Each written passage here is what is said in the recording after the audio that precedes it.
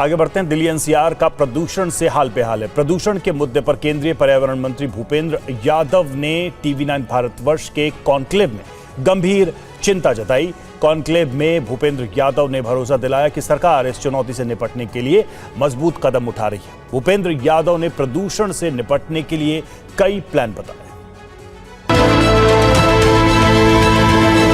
पहले तो मैं आप सभी लोगों से कहूंगा कि भूपेंद्र जी का जोरदार तालियों से स्वागत करिए। और इस वक्त जो इतना सब कुछ चल रहा है उस दरमियान समय निकालना हमारे चैनल के लिए, आपके लिए बहुत बहुत आभार। So thank you very much. और कहा जाता है कि हवाओं का रुख, राजनीतिक हवाओं का रुख अगर समझना हो तो भूपेंद्र यादव जी से बेहतर कोई नहीं है, चाहे वो महाराष्ट्र हो या फिर बिहार हो। और हवाओं का रुख समझना ही नहीं बल्कि हवाओं का रुख बदलना भी आपको भली भांति आता है।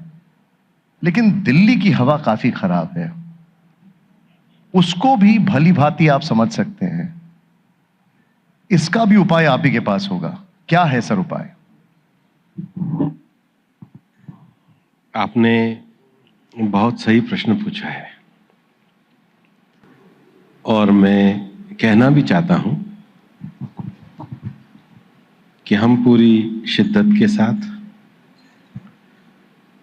पूरी प्रतिबद्धता के साथ इस चुनौती को कम करने के लिए लगातार कार्य कर रहे हैं। मैं थोड़ा सा आपको बैकग्राउंड में ले जाना चाहूँगा और दिल्ली की स्थिति के बारे में भी बताना चाहूँगा। दिल्ली का जो एनसीआर रीजन है ये कोई एक स्टेट से जुड़ा हुआ नहीं है। इसमें दिल्ली, हरियाणा, राजस्थान और उत्तर प्रदेश 4 राज्य हैं। 8 से ज़्यादा कॉरपोरेशंस हैं, छोटी छोटी नगर परिषद हैं, जिला परिषद है। और इसलिए ये समस्या भी लगभग पुरानी समस्या है।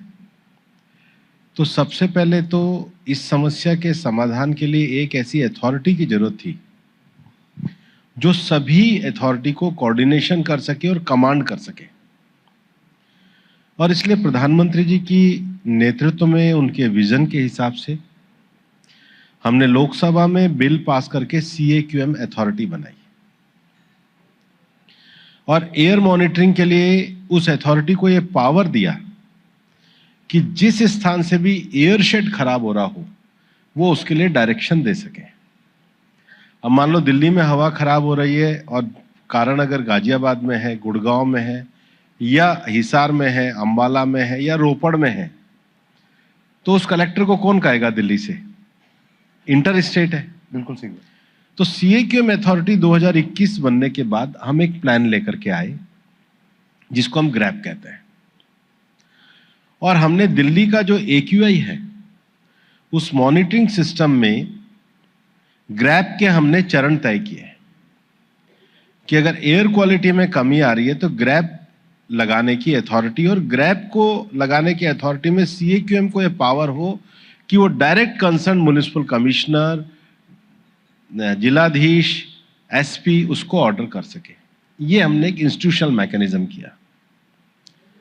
अब दूसरा विषय है कि जो दिल्ली का AQI जो हम बार बार देखते हैं, इसमें मुख्य रूप से हवा में 2 पार्टिकुलेट हैं या कण हैं। एक है PM 2.5, एक है PM 10। PM 2.5 का ज्यादा कारण जो है वो कार्बन एमिशन है। दिल्ली में उसका जो सबसे बड़ा रोल है वो ट्रांसपोर्ट या व्हीकल पॉल्यूशन है। व्हीकल पॉल्यूशन हमारा सबसे ज्यादा है। अब हम व्हीकल तो बंद नहीं कर सकते, तो हमने पिछले 3 सालों में योजनाबद्ध तरीके से पेट्रोल जो है वो BS4 से BS6 पे हम आए। पर दिक्कत यह है कि जो BS1, BS2 के व्हीकल चल रहे हैं उनके पॉल्यूशन को अपन नहीं रोक पाए। अब उसको जो कुछ व्हीकल जो जिनको कोर्ट ऑर्डर से डी रजिस्टर्ड कर दिया था, वो भी चल रहे हैं। बाद में उनको एक रोक भी मिल गई। फिर भी हमारा ये मानना है कि हम इतने स्ट्रिक्ट मेजर्स कर रहे हैं कि ये जो पॉल्यूशन करने वाले व्हीकल है, इनको हम लगातार फेस आउट करने में लगने में। दूसरा विषय जो है व्हीकल पॉल्यूशन में ही जो सबसे बड़ी समस्या है, वो पॉल्यूशन के हॉट स्पॉट्स की है। मैं अभी पिछले कार्यक्रम में भी बता रहा था कि जैसे एक समय हम सुप्रीम कोर्ट से होते हुए प्रगति मैदान के पीछे से जब निकलते थे, मयूर विहार की तरफ जाते थे, तो 6-6, 7-7 घंटे की जाम लगती थी। अभी मैंने टीरी से जब स्टडी कराई, बाद में हमारे जो अंडरपास वगैरह बने हैं प्रगति मैदान के नीचे से, तो इसमें काफी कमी आई है। लेकिन अब भी हमने दिल्ली में 60 ट्रैफिक के हॉट स्पॉट चिन्हित करे हैं। मतलब शाम को जो AQI गिरता है, इसमें ट्रैफिक हॉट स्पॉट्स का बड़ा कारण है। अब हमने दिल्ली सरकार से भी ये कहा है कि भाई यहाँ पर लगभग 29-30 तो ऐसे हैं जिसमें आप वन वे कर दोगे, सिंगल वे कर दोगे, आप पार्किंग को चौड़ा कर दोगे, आप एनक्रोचमेंट को हटा दोगे, तो ईज आउट हो जाएगा। दूसरा 29-30 ऐसे हैं जिसमें आपने क्या कहते हैं, ऊपर ओवरब्रिज, अंडरब्रिज बनाई है। और सेम दिल्ली में नहीं, हम दिल्ली, गुड़गांवा, पानीपत, सोनीपत, नोएडा, गाजियाबाद, फरीदाबाद, कल मैंने पूरा गाजियाबाद से और नोएडा से पूरा उनका एक्शन प्लान मांगा। आज मैंने फरीदाबाद और गुड़गांव से उनका एक्शन प्लान मांगा। तो दूसरा ये है, हमें इंटेलिजेंट ट्रैफिक मॉनिटरिंग सिस्टम को और मजबूत करना होगा।